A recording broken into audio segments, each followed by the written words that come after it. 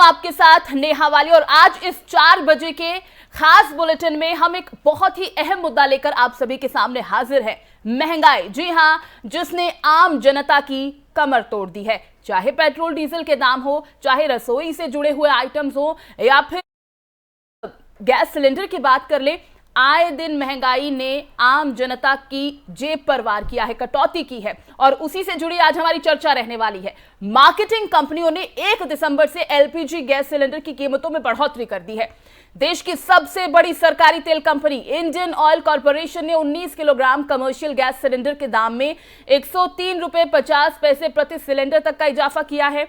राष्ट्रीय राजधानी दिल्ली में 19 किलोग्राम कमर्शियल गैस सिलेंडर की कीमत 100 रुपए 50 पैसे प्रति सिलेंडर बढ़ी है। यहां कमर्शियल गैस सिलेंडर की कीमत बढ़ाकर 2101 रुपए हो गई है। हालांकि तेल कंपनियों ने आम आदमी के उपयोग वाले 14 किलोग्राम बिना सब्सिडी के रसोई गैस सिलेंडर की कीमतों में कोई बढ़ोतरी नहीं की गई। इसके दाम में कोई बदलाव नहीं किया गया। दिल्ली में 14.2 किलोग्राम बिना सब्सिडी वाले रसोई गैस सिलेंडर की कीमत 899 रुपए 50 पैसे पर बरकरार है। दिल्ली में अब बिना सब्सिडी वाले 14 किलोग्राम सिलेंडर के दाम 899 रुपए 50 पैसे हैं। कोलकाता में रसोई गैस सिलेंडर का जो दाम है 926 रुपए है। मुंबई में 899 रुपए 50 पैसे है। चेन्नई में बिना सब्सिडी वाले सिलेंडर की कीमत अब 915 रुपए 50 पैसे है। इंडियन ऑयल ने अपने ग्राहकों के लिए एक नए तरह का एलपीजी सिलेंडर पेश किया है। इसका नाम कंपोजिट सिलेंडर है। इस सिलेंडर का निर्माण 3 स्तर में किया गया है। बताते चले कि कंपोजिट सिलेंडर अभी देश के 28 शहरों में वितरित किया जा रहा है। इससे जुड़े जो नए नियम हैं वो भी हम आपको बताएंगे, लेकिन बड़ी बात यह है कि जो कमर्शियल सिलेंडर्स हैं उनमें बढ़ोतरी की गई है। इसी खबर पर ज्यादा बातचीत के लिए और चर्चा के लिए आप प्रवक्ता धीरेन्द्र भारद्वाज जी हैं हमारे साथ। बहुत बहुत स्वागत है एफएम न्यूज में आपका। बीजेपी प्रवक्ता सारिका जैन जी हैं और अर्थशास्त्री आकाश जिंदल जी भी हैं। आप तीनों का बहुत बहुत स्वागत है एफएम न्यूज में। सबसे पहले आकाश जिंदल जी, आपके पास चर्चा की शुरुआत में इस सवाल से करना चाहूंगी कि आखिर ये जो गैस सिलेंडर के दाम बढ़ रहे हैं, कमर्शियल गैस सिलेंडर की अगर हम बात करें, भले ही घरेलू गैस सिलेंडर के दाम नहीं बढ़ाए गए, लेकिन कमर्शियल गैस सिलेंडर्स के दाम बढ़ा देना कहीं ना कहीं घूम फिर के अगर जेब पर किसी के असर पड़ेगा वो आम आदमी की है। रेस्टोरेंट में अगर हम चले जाएं, वहां पर देखें तो इस्तेमाल होता है, होटल्स में इस्तेमाल होता है इस सिलेंडर का, दाम वहां पर बढ़ेंगे तो हमें भी उसका नुकसान होगा ना सर। देखिए, already WPI inflation, wholesale price inflation high चल रहा है। अब आपने बात की, you have spoken about the restaurant. I am talking about those people who are migrant workers in Delhi and they go to dhaba. बिल्कुल बिल्कुल। वो उस भाई की, मेरे उस भाई की जो 2000 किलोमीटर से चल के आया हुआ है, यहाँ 18,000 से 20,000 से की नौकरी करता है, वो व्यक्ति, उनकी पत्नी जो है गांव में रहती है, तो वो यहाँ पे ढाबे पे खाना खाता है 3 वक्त का, तो उसके लिए ढाबे का खाना महंगा हो जाएगा। बिल्कुल। तो वो व्यक्ति अब क्या बचाएगा, क्या अपने गांव भेजेगा? Second is, now these commercial cylinders are not only used for cooking, these are used in many industrial applications also. वहाँ इससे क्या होगा, जैसे कमर्शियल सिलेंडर्स महंगे होते हैं तो जो इंडस्ट्रियल यूजर जब कॉस्टली हो जाएगा तो उस इंडस्ट्री की लागत यानी इनपुट कॉस्ट बढ़ जाएगी, तो वो जो अपने प्रोडक्ट है मार्केट में महंगी करेगी, उससे भी इन्फ्लेशन बढ़ेगी जी। तो अगर कमर्शियल सिलेंडर भी महंगा होता है तो डायरेक्टली और इनडायरेक्टली, जैसे मैंने बताया, जो हमारे भाई यहाँ अकेले रहते हैं, घर पे खाना नहीं बनता, उनको तो डायरेक्टली इम्पैक्ट आ गया। जहाँ इसका इंडस्ट्रियल यूज आता है वहाँ हम सब पे इसका इनडायरेक्ट इम्पैक्ट आएगा, तो इसका इम्पैक्ट तो इन्फ्लेशन पे आएगा ही आएगा। और दूसरा ये बता दूं कि इसका इम्पैक्ट जो है, फ्यूल प्राइसेस का इम्पैक्ट मेनली WPI पे आता है। तो CPI पे फोकस ना करके, इन्फ्लेशन 2 तरह की होती है, एक कंज्यूमर प्राइस इन्फ्लेशन, एक होलसेल प्राइस इन्फ्लेशन। तो WPI पे हमें फोकस करना चाहिए और WPI आज की तारीख में हाई चल रही है। मेरे हिसाब से इसका बढ़ना इन्फ्लेशन को बढ़ा देगा। इन्फ्लेशन ऑलरेडी बढ़ी हुई है। हालांकि यहाँ पर एक बात बता दूं आपको, सेंट्रल गवर्नमेंट ने अपनी तरफ से प्रयास किए हैं कि क्रूड ऑयल, इंटरनेशनल मार्केट में कच्चा तेल है, उसके रेट्स को लोअर करने की कोशिश भी की गई सेंट्रल गवर्नमेंट द्वारा। सरकार ने अपने जो रिजर्व थे उनको भी यूज किया, बट उसके बावजूद भी ग्लोबल मार्केट में ओपेक ने रेट कम नहीं किए। तो सेंट्रल गवर्नमेंट अपनी तरफ से कोशिश कर रही है कि क्रूड ऑयल के रेट कम किए जाए, बट वहां पे जो है ओपेक पे उसका कोई असर नहीं पड़ा। तो आज की तारीख में सोल्यूशन यही है मेरे हिसाब से, तो एलपीजी पे भी सरकार जो है सब्सिडी दे ताकि आम आदमी को रिलीफ दे। देखिए, कोरोना की वजह से आम आदमी की इनकम काफी हद तक डाउन गई थी जी, वो अभी तक रिवाइव नहीं हो पाई है। बिल्कुल। अभी हम कोरोना से निकले ही थे कि ओमिक्रॉन नाम का एक नया वायरस हमारे सामने है, जिसपे अभी तक रिसर्च चल रही है कि वो कितना जो है वैक्सीन कितना उसके ऊपर इफेक्टिव है, कितना नहीं है। तो ऐसे में आम आदमी की इनकम अभी दोबारा से उस लेवल पे वापस नहीं आई है, खर्चे उसके बढ़ते जा रहे हैं। तो ऐसे में इन्फ्लेशन को जो है आज की तारीख में कंट्रोल करना बहुत जरूरी है। देखिए, had his income been rising, he could have perhaps adjusted the increase in expenditure or increase in inflation. अब क्योंकि उसकी कमाई नहीं बढ़ रही है, ऐसे में खर्चे बढ़ना उसके लिए दिक्कत की बात है। तो मेरे हिसाब से जहां तक बीजेपी लेड गवर्नमेंट जो है एक तरफ अच्छा काम कर रही है, जीडीपी ग्रोथ का डेटा है, बहुत अच्छा डेटा है, जो है तरक्की हो रही है कंट्री की, जीडीपी ग्रोथ का बहुत बढ़िया डेटा है, perhaps will be the fastest growing country amongst bigger nations. वहीं इन्फ्लेशन के मामले में मैं सेंट्रल गवर्नमेंट को क्लियरली रिक्वेस्ट करना चाहूंगा कि यहाँ पे जो है आम आदमी को रिलीफ देना बहुत जरूरी है। ठीक है, ठीक है। सारिका जी से इसका जवाब ले लेते हैं। सारिका जी, ये तो हम समझ ही गए हैं, आकाश जी ने बहुत ही साफ और आसान शब्दों में समझाया है कि कैसे डायरेक्टली या फिर इनडायरेक्टली जो है आम जनता पर इसका असर होगा, और वो पहले से ही त्रस्त है महंगाई को लेकर।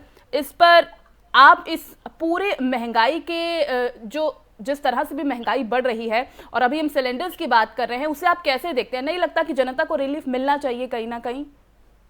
देखिए, आप आज जो दिल्ली में रेट कम की हैं कि आम आदमी पार्टी ने, मैं उसके बारे में आपको बता देना चाहती हूँ। जो आम आदमी की बात करने वाले हैं, आम आदमी को धोखा दे रहे हैं आखिरत में। दिल्ली सरकार एक हिटलर सरकार है। केंद्र ने लगभग 1 महीने पहले रेट कम कर दिए थे पेट्रोल के, आपको भी मालूम बिल्कुल है ना। लेकिन ये दिल्ली सरकार ने 1 महीने बाद क्यों किए? ऐसा क्या हो गया कि दिल्ली सरकार को 1 महीने बाद इसकी याद आ रही है? मैं दिल्ली सरकार से पूछना चाहती हूँ कि खाली पेट्रोल के रेट कम क्यों किए, डीजल के रेट क्यों कम नहीं किए हैं? दूसरी बात यह है कि दिल्ली सरकार को 27 दिन बाद ऐसी याद आ रही है। लोगों को इतना नुकसान हो रहा था कि लोग अदर स्टेट में जाकर पेट्रोल भरवाना शुरू कर दिया था लोगों ने, क्योंकि दिल्ली में इतने हाई थे रेट। और अगर कम भी कर दिए तो कम होने के बाद भी 99 या 98 रुपये होगा पेट्रोल, उससे कम नहीं होगा। जबकि आप अदर राज्यों में देखो, यूपी में देखो या हरियाणा में देखो, तो आज की डेट में भी जो पेट्रोल है वो लगभग 93 या 94 है। तो अभी तो रेट और कम होनी चाहिए दिल्ली में। और तीसरी बात मैं ये बोल देना चाहती हूँ कि जो डीलर है दिल्ली के, उन्होंने दबाव बनाया आप सरकार पर, तब जाकर दिल्ली सरकार ने मजबूरी में रेट कम किए हैं। नहीं तो आम आदमी पार्टी कभी आम आदमी। धीरेन्द्र जी, क्या वाकई ऐसा है दबाव के चलते ये जो रेट्स कम किए गए हैं पेट्रोल के, डीजल के, इसलिए किया गया है, या फिर वाकई में सरकार सोच रही थी कि पहले हम देख ले कहाँ पर किस किस तरह से रेट कम हो रहे हैं, उसके बाद हम लास्ट में सब कुछ देख परख के और फिर जनता को खुश कर देंगे? धीरेन्द्र जी,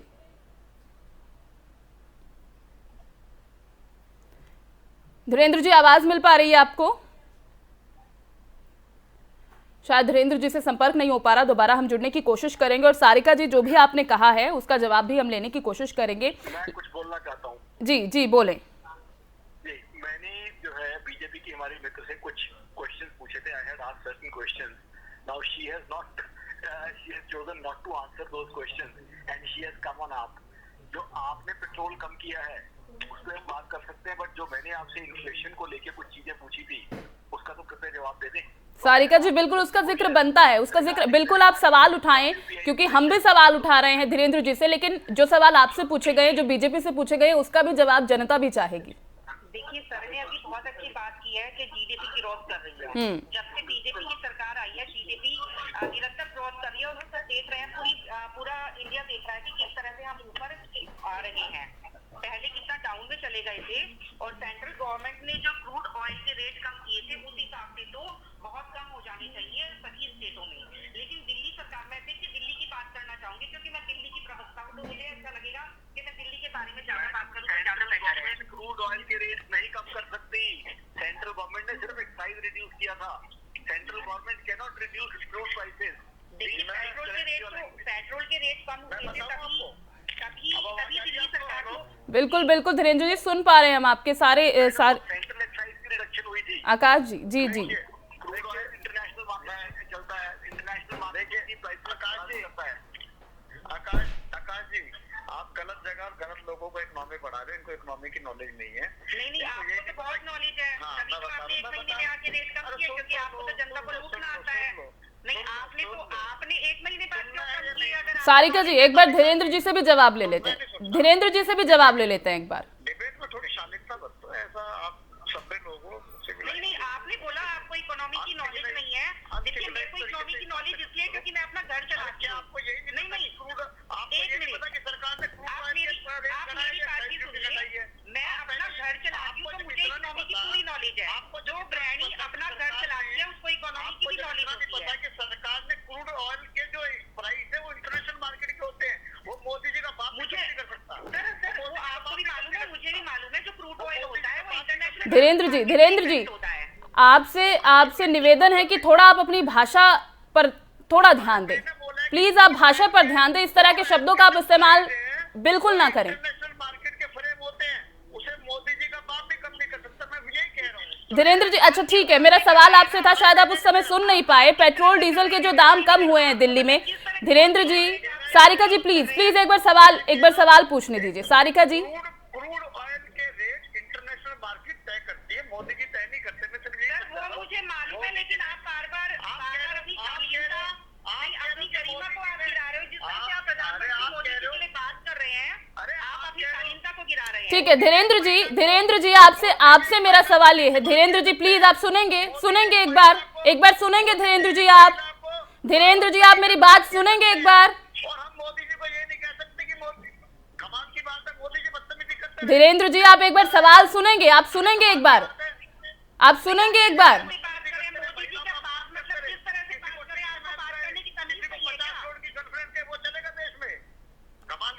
धीरेन्द्र जी आप सुनेंगे एक बार सवाल हमारा, आप सुनेंगे तो तभी हम आपकी बात समझ पाएंगे ना। आप एक दूसरे पर कटाक्ष करेंगे तो जनता को कैसे जवाब मिल पाएगा? सर मैंने सुन लिया आपका सवाल, आपके सवाल का मैं जवाब दे रहा हूँ। आपने भारतीय जनता पार्टी के साथी से सवाल ये पूछा था कि देश में एक बार फिर से कमर्शियल सिलेंडरों की कीमत में भारी बढ़ोतरी की गई है। आज एक कमर्शियल सिलेंडर की कीमत 2000 रुपए से ज्यादा होगी। ये सवाल था आपका भारतीय सर आपसे मेरा सवाल ये है, महंगाई सिर्फ कमर्शियल सिलेंडर्स पर नहीं है सर। धीरेन्द्र जी एक बार सुनेंगे आप। देश में गरीब आदमी मर रहा है, आज 2000 रुपए से ज्यादा का कमर्शियल सिलेंडर हो गया है। डोमेस्टिक सिलेंडर जो है 900 रुपए का हो गया है, और यहाँ बैठ के ज्ञान की वर्षा फैल रहे हैं। कमाल की बात है, गरीब आदमी मर रहा है, इनको कोई चिंता नहीं है। आज अरविंद केजरीवाल जी आपने सारे मजदूरों को आनंद विहार भेज दिया था, क्योंकि आपको बहुत लगता है। आपने तो सारे मजदूरों को आनंद विहार भेज दिया, चाहे यूपी के हो चाहे वो बिहार के हो। आपको तो बहुत चिंता हुई थी, ऑक्सीजन आपके डीलर लोग दबाकर बैठ गए थे। यूपी ने वैट कम करा, हरियाणा ने वैट कम धीरेन्द्र जी अगर आप सुनेंगे नहीं, धीरेन्द्र जी सुनिए अगर आप सुनेंगे नहीं, अगर आप सवाल ही नहीं सुनेंगे तो चर्चा का कोई मतलब रह नहीं जाता। धीरेन्द्र जी आप सुनिए पहले एक बार, आप सुनने की क्षमता नहीं रखते हैं, आप एक दूसरे पर सवाल उठा रहे हैं। आप सुनिए अपना सवाल पहले। चलिए शायद सुनने की इच्छा ही नहीं है धीरेन्द्र जी की। बहुत बहुत शुक्रिया धीरेन्द्र जी आपका मैसेज जुड़ने के लिए। सारिका जी आपका भी बहुत बहुत शुक्रिया, आकाश जी आपका भी बहुत बहुत शुक्रिया। तो जिस तरह से सवाल हम उठा रहे हैं, शायद जवाब देने की क्षमता नहीं रख रहे हैं धीरेन्द्र जी। हम आम आदमी पार्टी से उनके साथ जुड़े थे, लेकिन सवाल उनसे यही था, न सिर्फ पेट्रोल डीजल की हम यहाँ पर बात कर रहे हैं, कमर्शियल सिलेंडर्स के जो दाम बढ़ाए जा रहे हैं उनका भी डायरेक्टली या फिर इनडायरेक्टली कहीं ना कहीं आम जनता पर ही असर पड़ रहा है। इसी के जरिए हम समझाने की आपको ये भी कोशिश करेंगे कि आखिर इनके नए नियम जो है वो है क्या। ऑटोमेटिक पास थ्रू मॉडल के तहत अंतरराष्ट्रीय बाजार में जब ईंधन का रेट बढ़ेगा तो राज्यों की बिजली वितरण कंपनियों यानी डिस्कॉम को बिजली खरीदने के लिए ज्यादा कीमत चुकानी होगी। राजस्थान में इसकी शुरुआत ऑलरेडी हो चुकी है। जयपुर, जोधपुर और अजमेर डिस्कॉम ने बिजली उपभोक्ताओं पर 33 पैसे प्रति यूनिट का फ्यूल सरचार्ज लगाया है। इससे अगले 3 महीने तक सभी श्रेणी के उपभोक्ताओं का बिजली का बिल बढ़कर आएगा। और दूसरे नियम की अगर हम बात करें तो सरकार की नीतियों के कारण बिजली उत्पादन करने वाली कंपनियों के साथ वितरण कंपनियां भी भारी घाटे से जूझ रही हैं। इससे देश का ऊर्जा क्षेत्र भारी संकट के दौर से गुजर रहा है। देश में सौर ऊर्जा के लिए भले रिकॉर्ड क्षमता स्थापित कर ली गई हो, लेकिन यहां अब भी ऊर्जा का प्रमुख साधन कोयला ही है। ऐसे में जब अंतर्राष्ट्रीय बाजार में ईंधन के दाम बढ़ेंगे तो जो ऊर्जा उत्पादन करने वाली कंपनियों की लागत है वो भी बढ़ेगी। तो जाहिर है बिजली के दाम बढ़ाकर भरपाई करने की कोशिश की जाएगी। ऑटोमेटिक पास थ्रू मॉडल रूपी हथियार का इस्तेमाल करते हुए ये कंपनियां राज्यों को महंगी बिजली बेचेगी और इसके बाद डिस्कॉम भी बिजली की दरें बढ़ाएगा। तो कहीं ना कहीं बिजली की भी दरें बढ़ने की यहां पर संभावना जताई जा रही है, उसके भी रेट्स बढ़ सकते हैं। यानी महंगाई चारों तरफ से आम इंसान पर, आम आदमी पर, आम जनता पर अटैक कर सकती है। चौथे नियम की अगर हम बात करें तो ये नई व्यवस्था पेट्रोल, डीजल और रसोई गैस कीमतों में बदलाव की तरह काम करेगी। इससे जल्द ही आपको पेट्रोल, डीजल और रसोई गैस की तरह बिजली की कीमतों में आए दिन वृद्धि देखने को भी मिल सकती है। तमाम राज्यों के डिस्कॉम पहले ही भारी कर्ज के बोझ से दबे हुए हैं, तो उनसे फिलहाल राहत की उम्मीद कम है। एक छोटे से ब्रेक के लिए यहां रुक रहे हैं, जल्द हाजिर होंगे।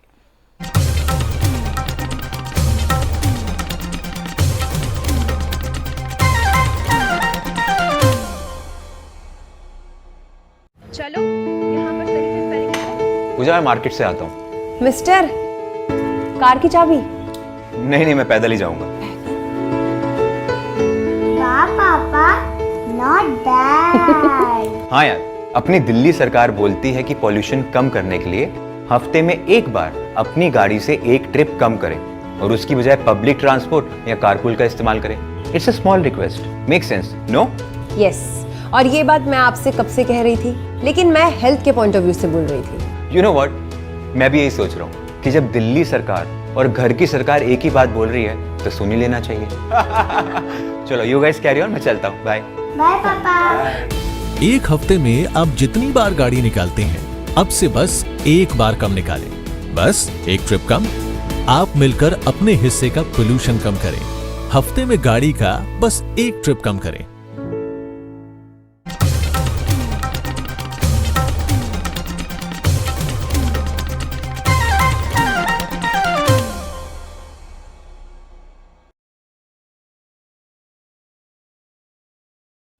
ब्रेक के बाद आप सभी का स्वागत है। दिल्ली सरकार ने लोगों को राहत देते हुए पेट्रोल के दाम कम कर दिए हैं। बुधवार को हुई कैबिनेट की बैठक में पेट्रोल पर 8 रुपए वैट को कम करने का फैसला लिया गया, जिसके बाद दिल्ली में 1 लीटर पेट्रोल 95 रुपए 97 पैसे प्रति लीटर मिल रहा है। बता दें कि केंद्र सरकार द्वारा पेट्रोल डीजल पर एक्साइज ड्यूटी कम करने के बाद कई बीजेपी शासित राज्यों ने वैट भी कम कर लिए हैं।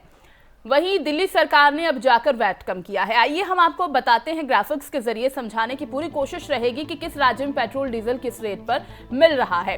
तो सबसे पहले हम बात करेंगे दिल्ली की। पेट्रोल 95 रुपए 97 पैसे, डीजल 94 रुपए 14 पैसे प्रति लीटर। महाराष्ट्र में पेट्रोल 109 रुपए 98 पैसे प्रति लीटर, डीजल 94 रुपए 14 पैसे प्रति लीटर।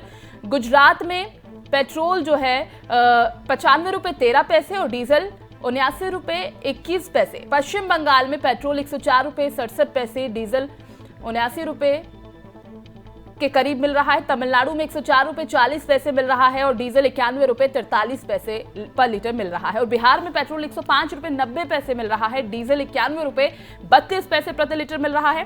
कर्नाटक की बात करें तो यहाँ पर पेट्रोल 101 रुपए 58 पैसे, डीजल 91 रुपए 32 पैसे प्रति लीटर मिल रहा है। तो यानी कि जहां जहां पर भी रेट्स कम किए गए थे वो सभी पहले से ही सामने था, लेकिन अब दिल्ली में जो रेट कम किए गए हैं 8 रुपए, उस पर सवाल भी उठाए जा रहे हैं कि आखिर अरविंद केजरीवाल सरकार ने समय रहते ऐसा क्यों नहीं किया। इतना इंतजार किस लिए था? करीब 1 महीने बाद जो पेट्रोल के रेट कम किए गए हैं, आखिर इंतजार किस चीज का था?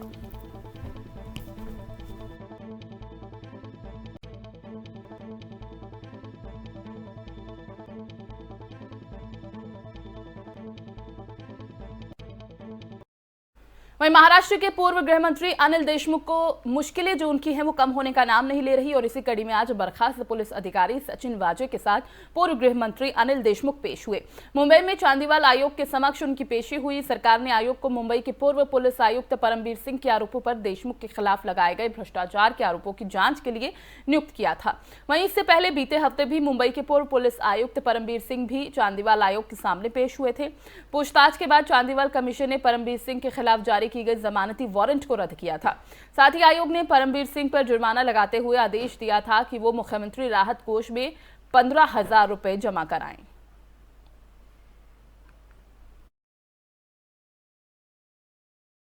उधर राज्यसभा में विपक्ष के नेता मल्लिकार्जुन खड़गे ने सभापति वेंकैया नायडू को पत्र लिखा। इस पत्र में उन्होंने संसद में मीडिया पर रोक लगाने का आरोप लगाया।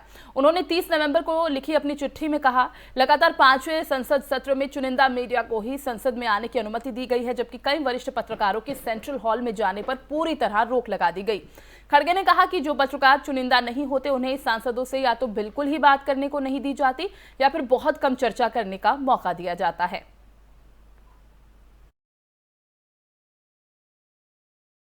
और अब खबर मध्य प्रदेश के बैतूल से है, जहां पर एक बार फिर से तेज रफ्तार का कहर देखने को मिला। बताते चलेंगे यहां तेज रफ्तार बस की ट्रक से भीषण भिड़ंत हो गई, जिसके बाद इलाके में हड़कंप की स्थिति बन गई है। मामले की सूचना स्थानीय पुलिस को दी गई, जिसके बाद पुलिस ने सभी घायलों को अस्पताल में भर्ती कराया।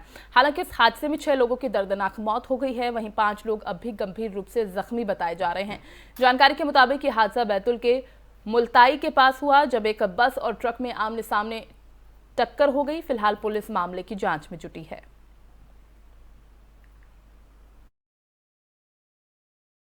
पंजाब के गुरदासपुर में आतंकियों की बड़ी साजिश नाकाम हो गई है। बताते चले कि गुरदासपुर में 1 किलो RDX के साथ एक युवक को पुलिस ने दबोच लिया है।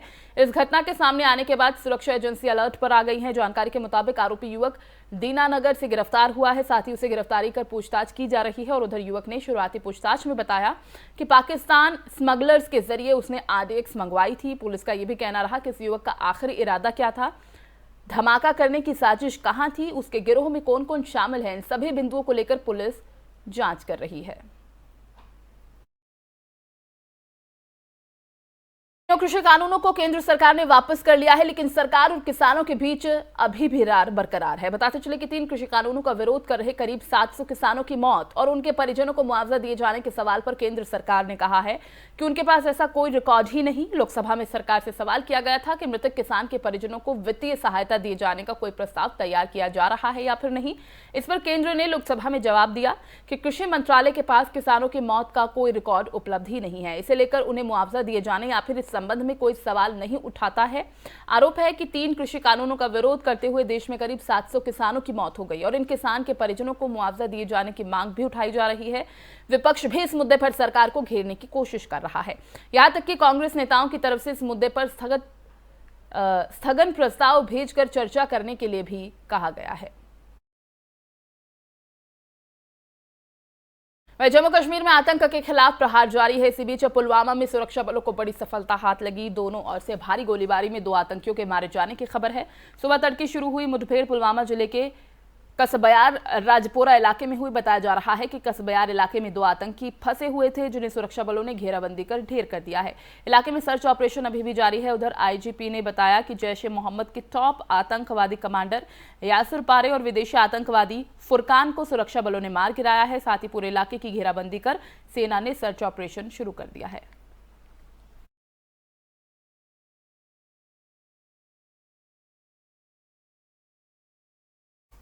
इस बुलेटिन में फिलहाल बस इतना ही। बाकी खबरों के लिए आप देखते रहिए FM न्यूज।